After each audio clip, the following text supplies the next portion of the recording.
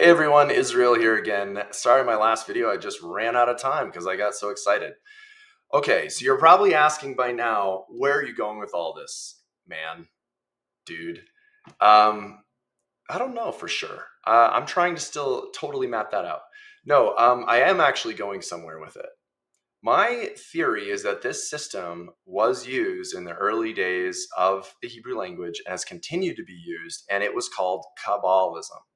Now, Kabbalism is more of a kind of study of the study of Kabbalism. So when I watch videos about Kabbalism or I read documents about it or I listen to the rabbis and the speakers talk about it, what I don't see them doing is diving into the mechanistic aspect of this system. How can I use it in my life? How does it make my life easier and better? How does it expand on the knowledge that I want and that I need?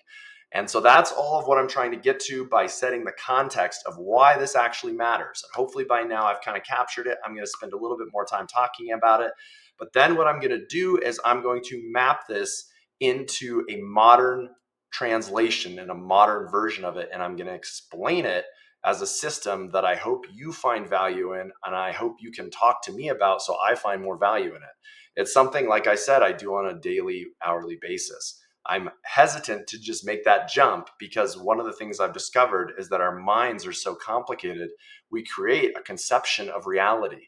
And inside that conception of reality, we try to hold all the ideas and the beliefs and the biases that make us a human being, that make us have an ego in the world, that make us communicate with other people. We have to have a huge, huge basket of assumptions just to interact in society. Huge basket of assumptions. If you look at psychology and subconscious brain, we know that our subconscious brain makes tons of decisions. And one of those decisions it makes is it pushes away information that we do not know how to process.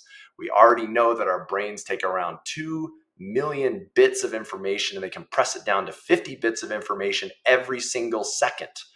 Just to give you some context, 12 million bits of information is 12 million characters of the alphabet. That's more, I think, than 3 Bibles combined, being compressed down into 50 characters every second. The way that that works is our mind has to filter out stuff that it cannot understand. And I know for a fact that this insight, this knowledge was being filtered out of my mind. I don't know why I kept digging at it and kept being interested in it. What I'm hoping for is that other people have had a kind of nagging question in the back of their minds for a long time.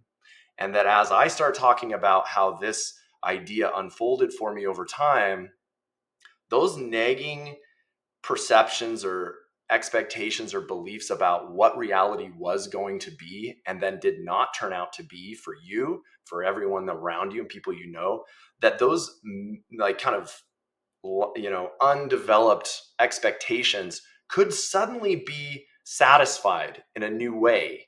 And they could be satisfied by recognizing your own internal genius. And what I mean by that is the frontier of knowledge that you are personally pressing up against right now. And if you find that you're pressing up against some sort of frontier of knowledge, the people around you are trying to correct you about everything, but you're saying, I really think there's something else here.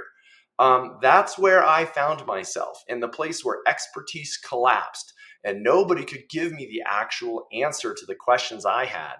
And this system, I believe, started to unravel that for me, started to give me a doorway, started to give me a light at the end of the tunnel of where my mind was trying to go.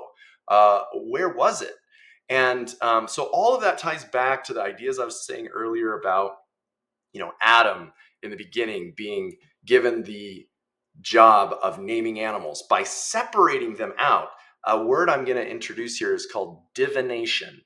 Divination, the diving into of things, dividing of things, the diving in and dividing of things to separate them, to open them up. And a good analogy for this, I'm going to jump into in the next video because I'm almost out of time. Stay tuned if you want to hear more about this. I'm going to keep going down this line of logic until we get to the point where we're ready to start a practice around it.